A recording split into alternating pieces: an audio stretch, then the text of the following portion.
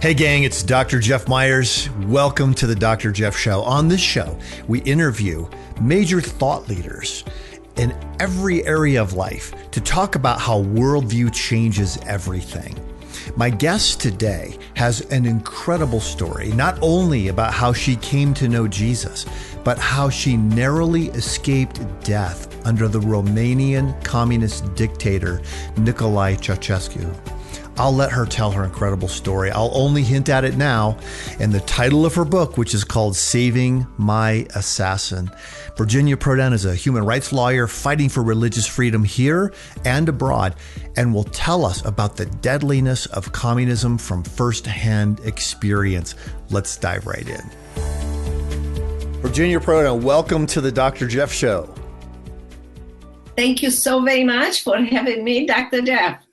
This is going to be an amazing conversation because you and I have talked a lot, and you have written a book called Saving My Assassin that gets right to the heart of everything that we're dealing with socialism and communism and religious freedom, all of these issues that you experienced firsthand in Romania.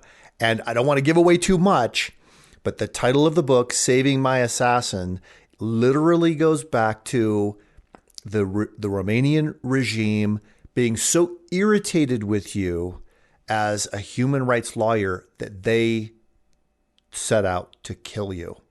And what happened next is one of the most incredible stories that I have seen. So I'm really excited to have our conversation today.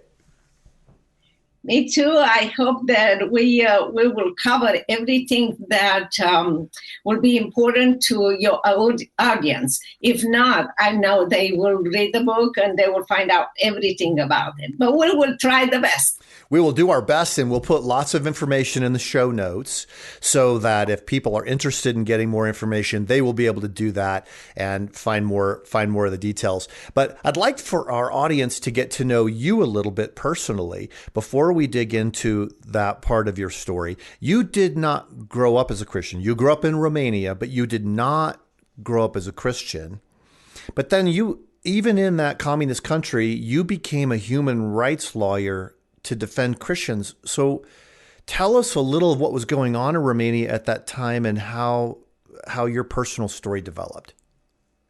Yes, you're right. I didn't grow up in a Christian family.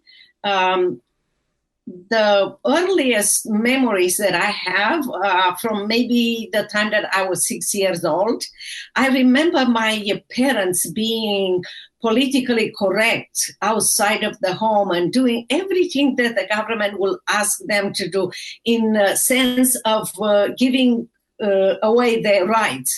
And I also heard them inside of our home whispering how horrible the government was and the fact that there is no end. They will give up some rights and tomorrow they will ask for more rights. So you can imagine that as a kid, I was petrified. I was very concerned and fearful about my future, but I also developed in me a passion to find the truth and justice, because I realized that adults around me knew the truth, but they were too fearful to speak up for the truth. So I went to law school. I believed that that was the best way to do it. And I will advise your audience to read the book Saving My Assassin, because they will find out that when you go to a law school or any school in socialist or communist, you are not deciding your entrance or your possibility to apply, but the government is the one who decided. At that time, when I applied, I did not know that before the socialist communist government will allow me to go to the entrance process, to the exams at law school, they will look for 3 questions in my file. And by the way, under socialist and communist, you, from the time that you are born to the time that you died, you have a file, and the government collects all the documents in your file, and you never had the opportunity to say, oh, wait a minute, this is wrong, and I can prove it. No. So the government looked for 3 questions in my file. The first question was that my parents never organized a revolt against the government. The second one was that my parents were never reported by their own children for saying something in their home against the government. And the third one was that my parents were not Christians. So I was allowed to go to law school. I want to stop for a second right here because I want to ask each one of the person listening to look in their own life and think about what they think right now that they don't have. Yes, I did not have Christian parents, but as you will find out from what I'm going to explain, God used that I did not have into something absolutely amazing. So don't concern yourself about what you don't have. If God puts on your heart something, do it. As you will notice, God put on my heart to find the truth and justice. At that time, I thought that it was my idea, so I went to law school. So I graduated from law school. I read everything in the law books in law school in Romania for 4 years. I graduated in the top 10% of my class, hoping that in those books I will find the truth. I graduated from law school, and again, readers will find out that when you graduate from law school or any school in socialist and communist, you don't choose the law firm or you do not apply. The government directs you where to go and work. And I started to work where the government sent me, and I'm a joyful person, I'm a hopeful person, and every single day I thought, today it's going to be the day when I will find the truth and I will just touch the truth and speak up for the truth. And one day I came home after a year or something practicing, and I was very discouraged. I'm not a quitter, but I was very discouraged. I put my briefcase on my secretary's desk, and I said, I can't find the truth. I don't want to be a lawyer anymore. She looked up at me like, what are you dreaming? Where are you in your mind? Come back to reality. And she gave me 3 files and said, there are 3 people coming to see you, and one is in your office. In other words, get with the program. Yeah. So I took the files, and I was so discouraged, and I went inside of my office, and indeed the client was there. I had been working with him for more than a year, and several times during the time that I worked with him, I noticed that he was joyful in a joyful land. He was hopeful in a hopeful land. But many times I thought, I need to change this man. He is crazy, I thought. But I was so busy. I was always one client after another, so I didn't have time. So here I am walking into my office and sitting on my desk and looking at him full of joy and full of peace. And I hear myself saying, I want to have in my life what you have in your life. He looked at me and he said, do you go to church? And I stared at him thinking, I knew you are crazy. I don't know why I asked you. I didn't see any connection. But he wrote something and gave it to me and said, this is the address of our church. Would you come to church? And I hear myself saying, yes. You know, that was the most dangerous thing that a lawyer in socialist communist Romania would say. Because the dictator just declared a few months ago or a year ago, he declared God, and he required all people to worship him. But you know what? The next Sunday I was at his church, and he was there in front of the door waiting for us. And I remember walking inside of the church, and I was with my girls, but I was still very concerned and saying, I hope the government doesn't arrest me. I hope the government doesn't take my license away. I was fearful about my future. But as I walked inside, I heard the choir singing, "Sinner, come home." And I felt relaxed. I said to myself, oh, this is a nice group of people. They have a celebration today. The man behind me is coming home. His name must be Sinner. That's what I knew about sin. You had no knowledge. Absolutely. No way in an atheist, communist country to have even known what sin is or what this whole is all about. Nothing at all. Nothing at all. No. And my client showed us where to sit, and the pastor came and opened the Bible and read John 14:6. Jesus Christ said, I am the truth, the way, and the life. Nobody comes to the Father except to me. And I listened, and in that big church, everybody was quiet. Imagine that you hear somebody said, what? That was me.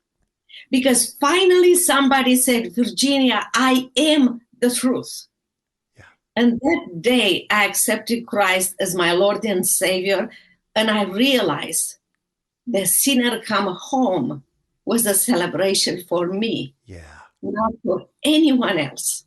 Yeah. And from that day on, I understood that God had an appointment on my life. He put the fire in me to find the truth and freedom in order for me to defend Christians and human rights cases. Because after that, clients will come to me because nobody will take their cases. And that was it was God who directed my life. So I'm asking every single person to take a minute, even if not now, later on, and ask God what God put in their heart. What are they saying, looking around? Oh, this is not good, needs to be changed. That might be your mission. Yeah. Ask the Lord and he will guide you. And then, and that's exactly what I want our audience members to be thinking about, because as they hear you tell your story, what God's going to do through them, I believe will become clearer. And yes, I know there's so much we could talk about. We do want to talk about persecution, because persecution is growing in the world today. Terrible in a lot of other countries. I just did a virtual event, and on the Zoom call was somebody from an Eastern European country who is undergoing persecution at this moment as a university professor. And but I want to hear how that affected you when you decided to defend churches and human rights freedom, the freedom of religion in Romania, which was maybe the most brutal of all of the communist countries. Yes. What happened? First of all, I want to say that when God gives you a mission, he gives you absolutely everything. You don't have to have the blueprint. You just have to have faith and trust God. So as a young lawyer, because I was very young, at that time, from 12th grade, we were allowed to go to graduate school because we didn't have college. Mm-hmm. So I was not even 18 when I started law school. And when I started to defend Christians, I was 22 or 23 years old. I was very young. I was 82 pounds and under 5 feet tall. I was not impressive at all. But as you will see, it was God in me who was impressive.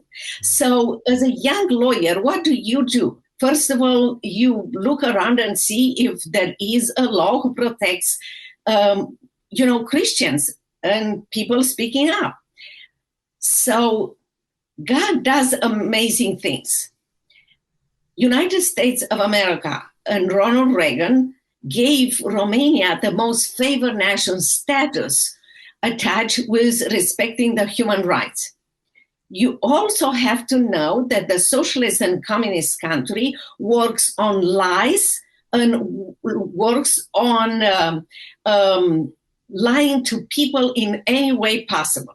Yeah. So that law and that the most favored nation status that Ronald Reagan gave it to Romania was never publicized to the public in Romania. We had laws in the book, but not accessible to public. So I went to the library to look for books, to find out a book. And I pray, and I learned a very important lesson, to listen to the Lord. So I went to the library, and usually, I found out later on, usually that most favored nation law was kept under lock. But that day when I went to the library in a very special area, reserve area, somebody forgot the book outside. And I read it. The Lord asked me to make copies, and I did. And later on, I found out why.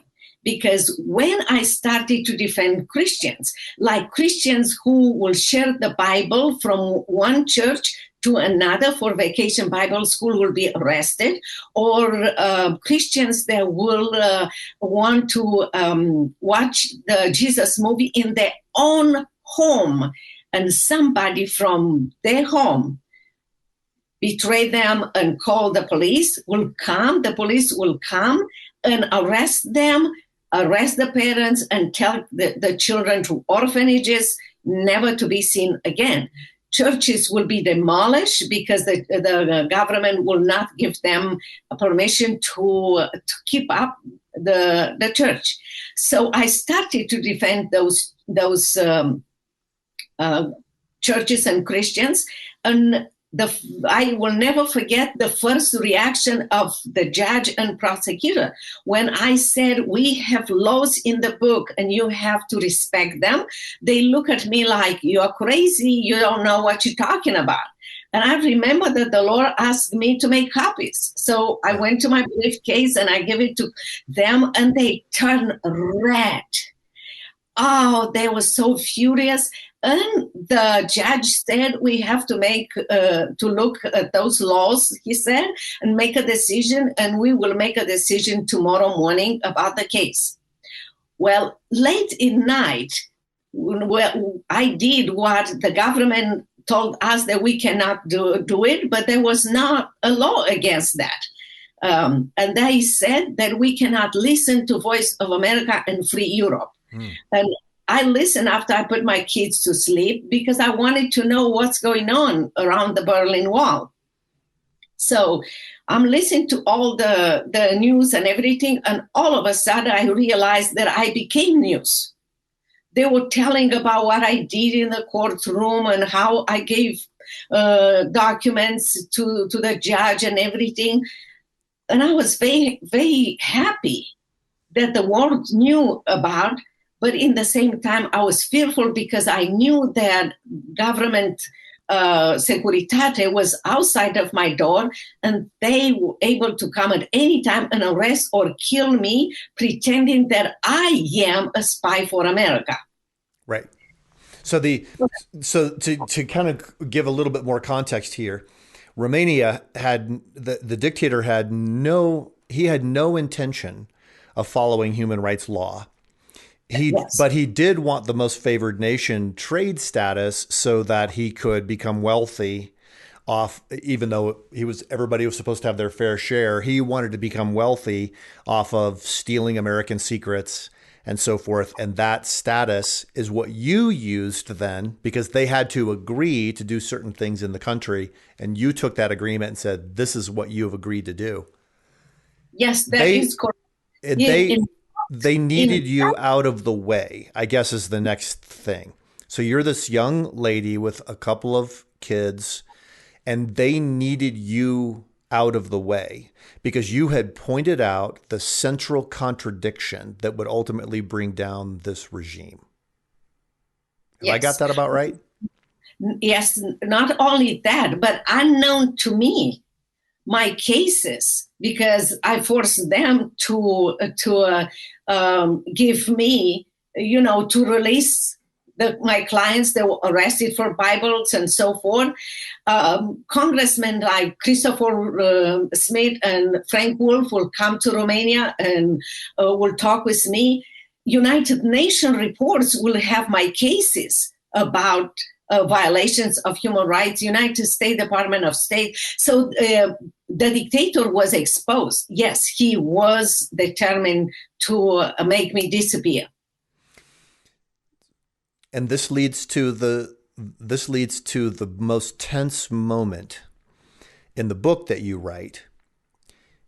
Tell us about how the government intended to kill you.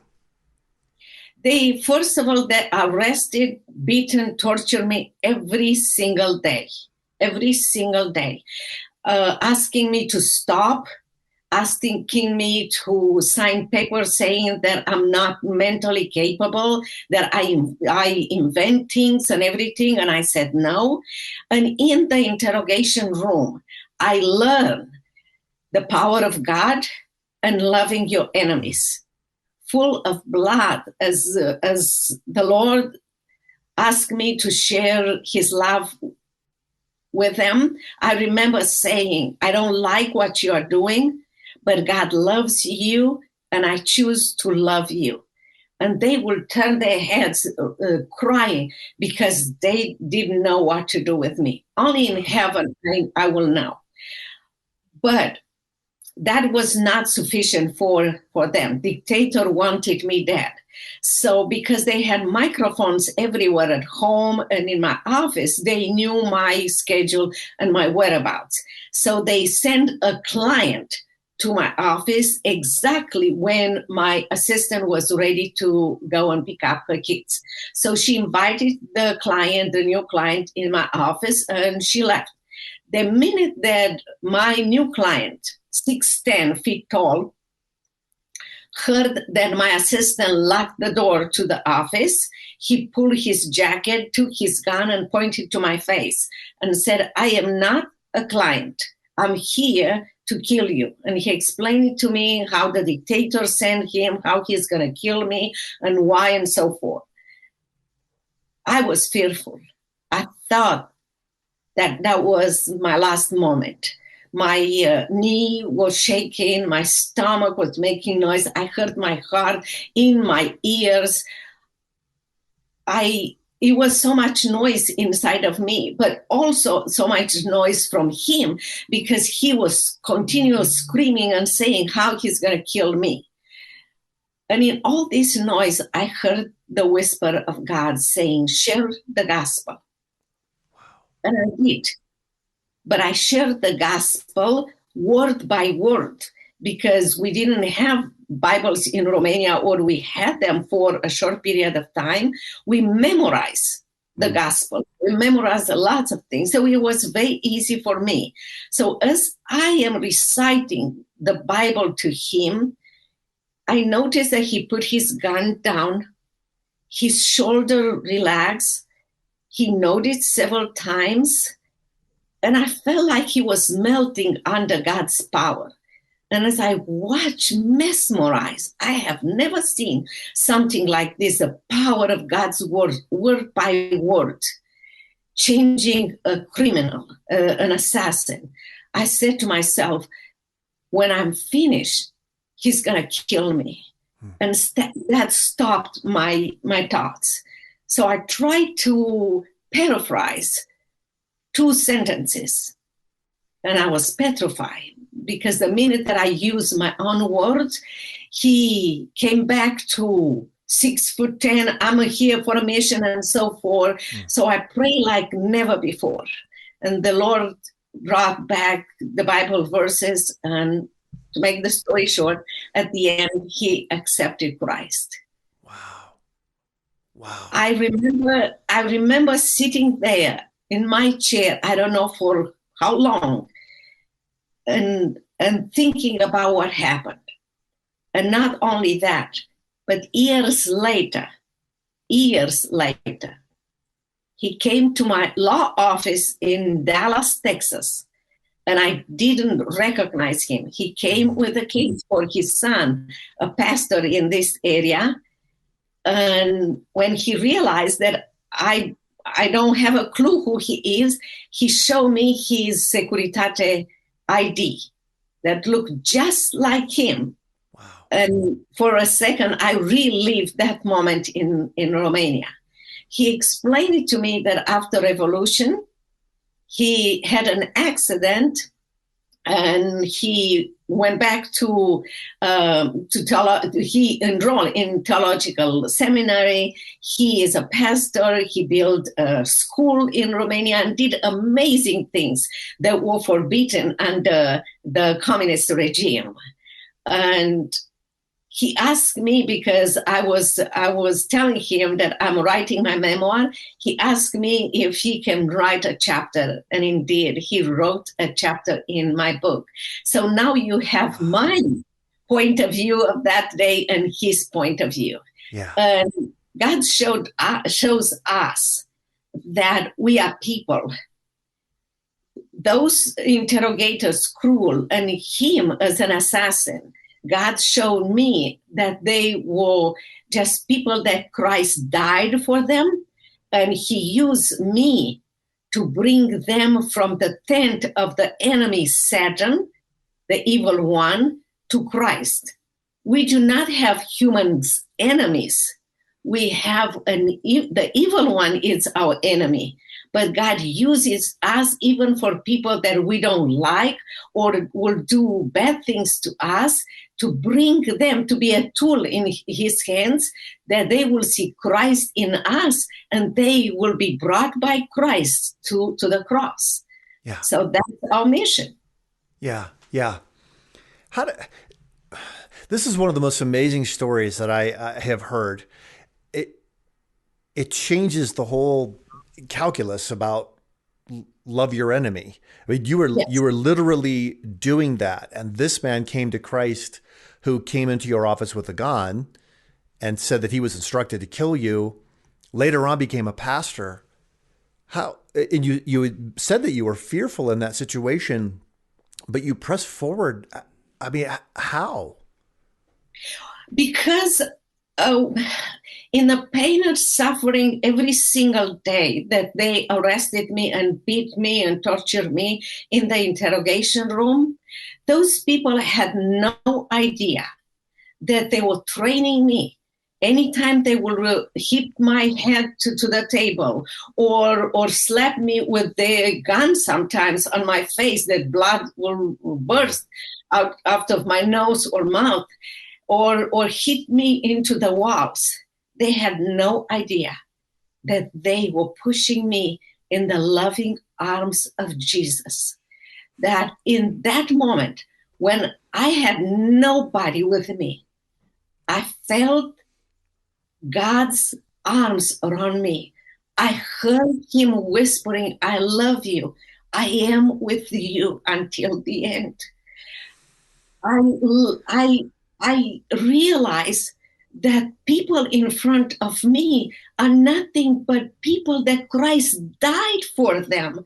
They have a precious price and a precious value in God's kingdom. And God wanted, what an honor, to suffer for a little while that Christ can bring them to him.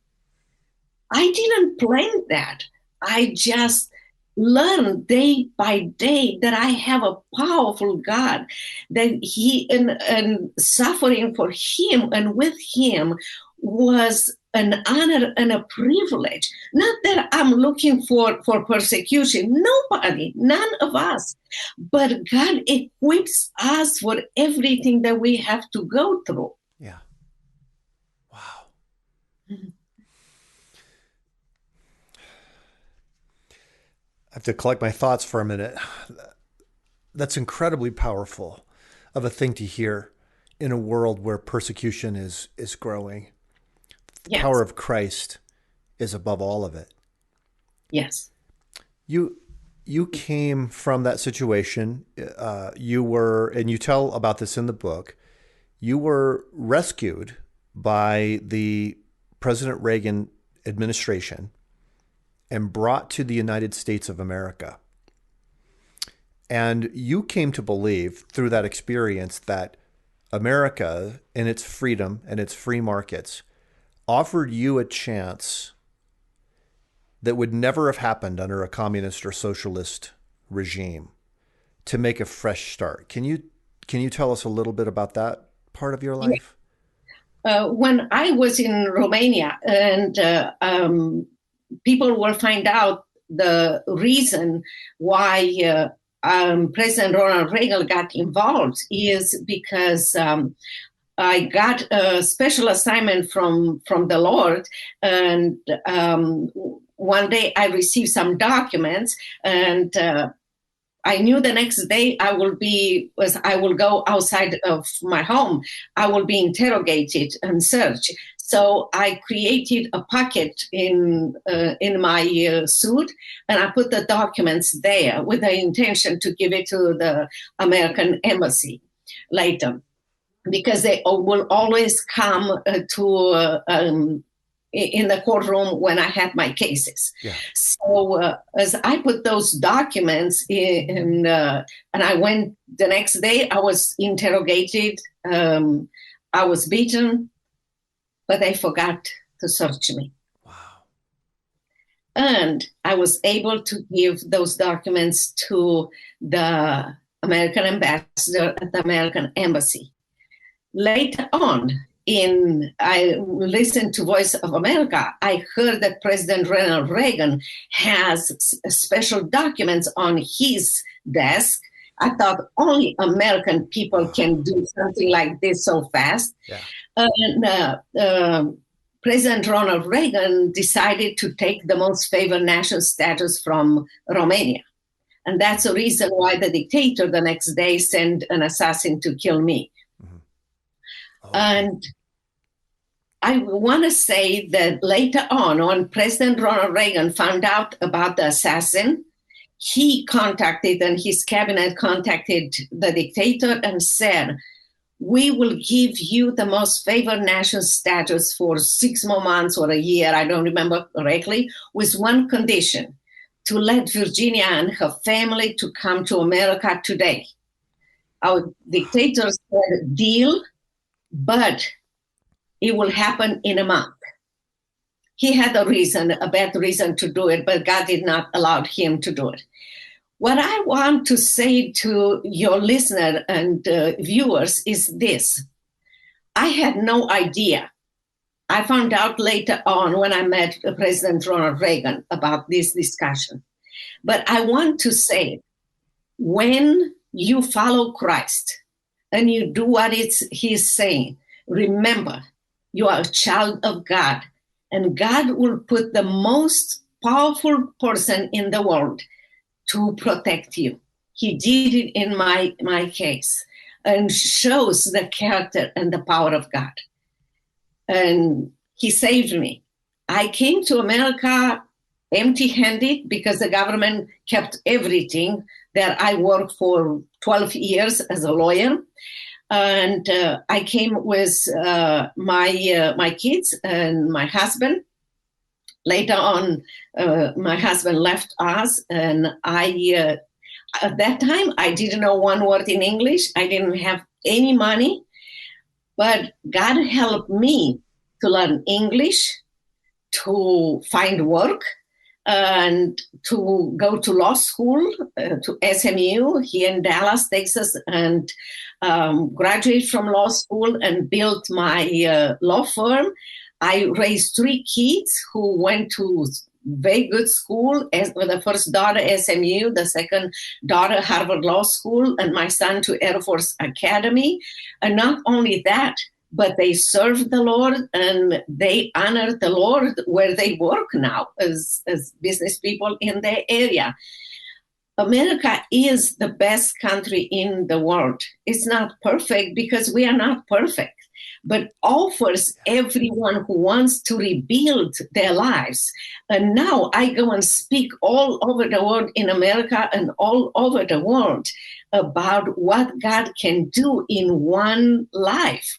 Each one of us, we have skill, talents, and a mission that God gave us to use those skills and to use this mission to encourage others and to honor Him, because He is the hope.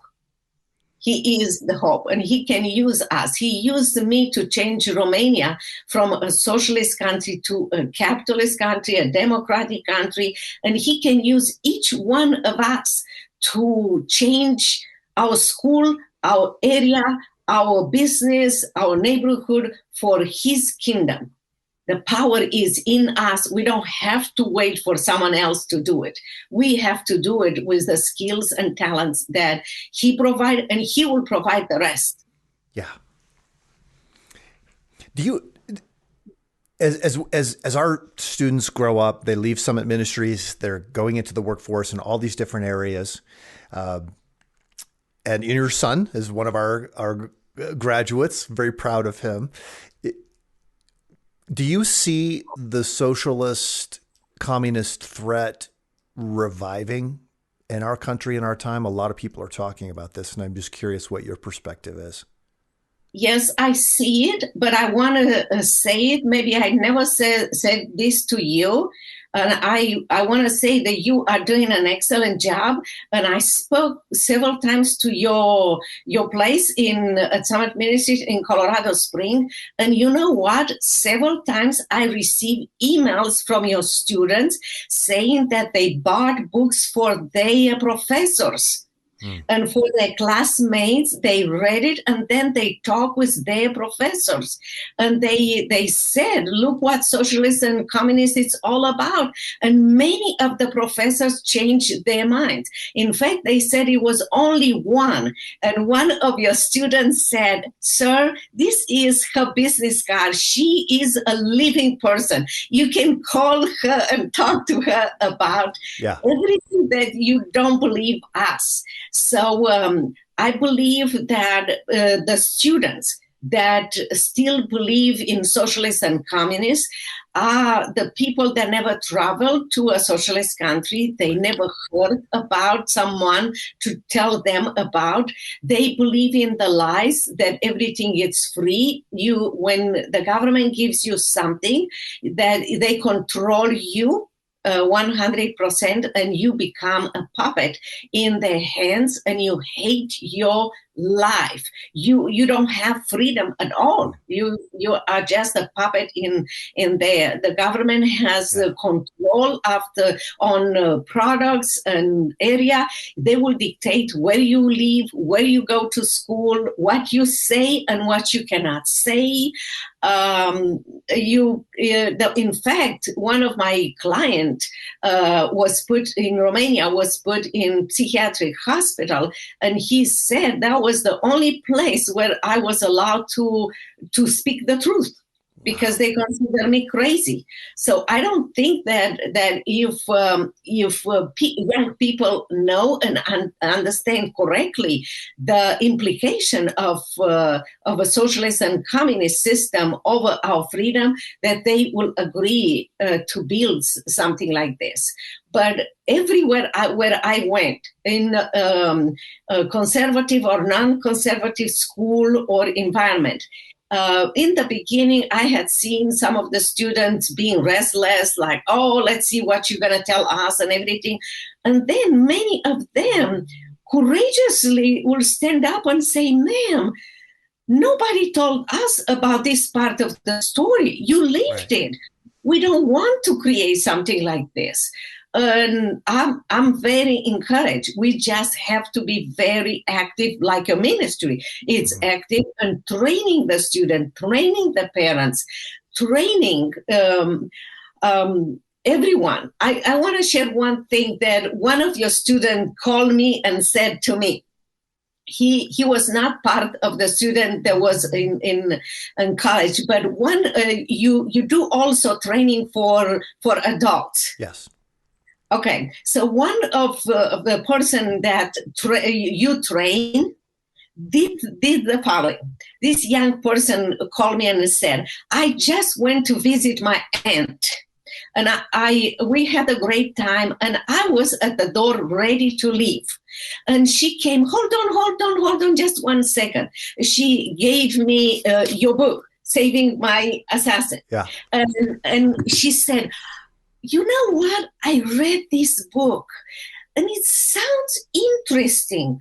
Would you please read it and tell me what you think about? And he said, ma'am, I read your book and it captured me and it changed my mind and my heart and my vote. And the reason I'm calling you is because I want you to do what my aunt did. And I want you to tell others to approach young people this way, because if my aunt would have said, oh, forget about your craziness about socialists, read this book and be educated, I will never open the book. But try in a positive way, try like she tried. I can take credit for that, but one of your adult students did that. So I wanna give credit to the ministry and what you are doing, because we have to educate everyone. If he's an adult, if he's a pastor, if he's an educator, if he's a student, try to educate, try to give them the book as a gift for their graduation, or whatever reason might be, or ask like this aunt said, tell me what you think about this book. Yeah. That's a really simple, sneaky question, isn't it? Just tell me what you think about this. Start the discussion, and give people a chance to see how that turns out. Well, Virginia, it's been a pleasure to have you on the show today. Thank you for sharing your story with us and being vulnerable about the difficulties that you went through, because we need to see not only the growing threats that we face to our own freedom, to be prepared to defend our freedom, but the power of Christ in us, even in the most difficult moments. So grateful you came on the show today. Thank you so very much for having me. I have to say it. I love also live events. And the reason is one is because people can see how tiny I am, under 5 feet tall, 100 pounds. But also I love because students, like in your bookstore, a student lined up and for hours they ask questions, and many of them ask questions. Sometimes they don't want anybody else to ask the question and everything. So live events are very powerful, because I can have that relationship with your students. And also I went to, I spoke at your events with the adults, and that was the same thing. Adults love to learn how to relate to students and how to share what I can share. And I love both. I love those kind of events, but I believe also the powerful one are the live events, where they can ask questions, and sometimes if they want to ask particular question, that is good. But I want to congratulate you for beating the cancer, for being strong and courageous. We pray for you. And I want to congratulate you on your mission and your determination to change the next generation, to prepare every generation, different type of adults, parents or grandparents, and change America by changing one life at a time. Yeah. This is how I do it every single day. Sometimes I train people as individual or as a group, and that's how we can change America, one person at a time, one group at a time. And you are doing an excellent job on that. I'm praising God for your ministry. Yeah. Well, thank you. I appreciate it so much. And we'll have all the information for people if they want to reach out to you in the show notes, because I think that would be that might lead to some great opportunities as well. Virginia Prodan, thank you. So grateful you're on the show today. Thank you so much for having me, Jeff. I appreciate you and appreciate all your work. To God be the glory. Amen. Thank you for joining me on the Dr. Jeff Show to hear the incredible true story from Virginia Prodan. You can read all about her story in Saving My Assassin, which is available on her website, virginiaprodanbooks.com. And you can also follow her on Twitter at Virginia Prodan. The dangers of communism are real. The abuse of power in dictatorships, that's real. But in Jesus, we know our identity, and that's what we can stand on. We may not face an assassin like Virginia did, but we can take a stand wherever we happen to be. God bless you, and we'll see you next week. Hi, everyone. I'm Ryan Dobson from the Rebel Parenting Podcast. When my parents, Jim and Shirley Dobson, sent me to the Summit Ministries Worldview Conference when I was 17, we had no idea the impact it would have on my life. It changed me so much in 2 short weeks, I've returned every summer for 34 years. This summer, your student can attend an in-person conference. That's right, in person. Summit Ministries Worldview Conference challenges students ages 16 to 24 to think deeper about their convictions and their faith by engaging with today's top worldview thinkers and apologists. Can you imagine in person with other students learning about the Christian worldview? If not, they can attend Summit's virtual experience, and it's amazing. Change your student's life forever by partnering with Summit Ministries Worldview Conference today. Find out more by clicking the link in the show notes.